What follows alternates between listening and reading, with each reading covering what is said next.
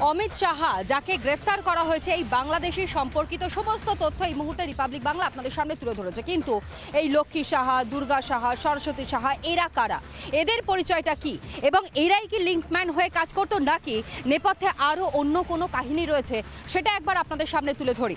দেখুন, যে তথ্য এই মুহূর্তে আপনাদের সামনে আমরা তুলে ধরছি যে কে এই সরস্বতী ওরফে লক্ষ্মী রানী, ধৃত বাংলাদেশি নাগরিক, ধৃত অমিত কুমার সাহার আত্মীয়, রয়েছে বাংলাদেশি পাসপোর্টও। অমিতকে ভারতীয় নথি তৈরিতে সাহায্য, রয়েছে ভারতীয় ভোটার কার্ড, প্যান কার্ড, জেরায় উঠে আসে প্রভাসের নাম, প্রভাসেরও রয়েছে ভারতীয় আধার এবং ভোটার কার্ড।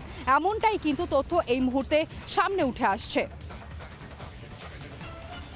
অর্থাৎ দত্তপুকুর থেকে ধৃত বাংলাদেশি অমিত সাহা, যেখানে দত্তপুকুরে এক পরিবারের নামে ভুয়ো নথি, ভুয়ো আধার এবং ভোটার কার্ড তৈরির অভিযোগও সামনে আসছে। ঠিকানায় গিয়ে জানা যায় অমিতকে নাকি কেউই চেনেন না, মেডিকেল ভিসা নিয়ে কেউ আসেনি তাদের বাড়ি, জানান দত্তপুকুরের বৃদ্ধা দুর্গা সাহা। এবং অমিতের আত্মীয় হিসাবে উল্লেখ সরস্বতী সাহা এবং প্রভাস সাহা। দুর্গা সাহার মেয়েও জামাইয়ের নাম উল্লেখ রয়েছে ওই চিঠিতে। সরস্বতী সাহা এবং প্রভাস সাহার নথি ভুয়ো উল্লেখ ওই পাসপোর্ট অফিসেও।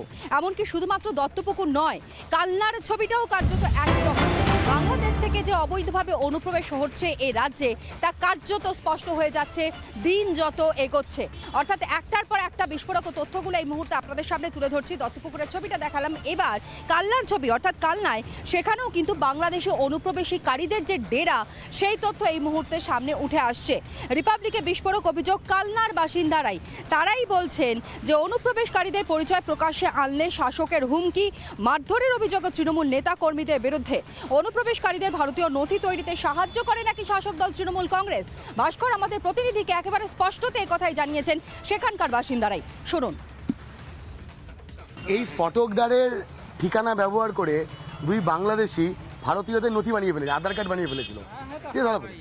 এটা তো করছে, এখন পার্টির ব্যাপার বোঝেন না, তারা করে দেয়। আমাদের কি বলা আছে, এই যে এটা আমরা এখানে খাচ্ছি, আমাদের কালনার ভিতরে শহরে যারা আমরা আছি তারা যদি খাটি আমাদের 500-600 করা যায়, কিন্তু এরা বাইরের থেকে যে আমরা যদি 500 থেকে 1500 আসে, তারা সব করে দিচ্ছে, এই পার্টি ক্ষমতা থাকে তারাই করে দেয়। কি করবো এতে তো যারা আপনারা অ্যাকচুয়াল বাসিন্দা তাদের লস তো। কি করবো আমরা, আমরা সাধারণ লোক তাদের কি করবো? আমাদের কথা তো শুনবে না, নেতারা তো আমাদের কথা শুনবে। আচ্ছা, পুলিশ পুলিশ পুলিশ ওদের হয়ে, সব ওদের হয়ে, সব ওদের হয়ে। মানে কালকে যদি কেউ এসে হঠাৎ করে, আরে ধরুন বাংলাদেশ থেকে পালিয়ে এলো, আধার কার্ড বানিয়ে নিলো, থেকে গেল, আপনি ধরিয়ে দিলে আপনাকে মারবে।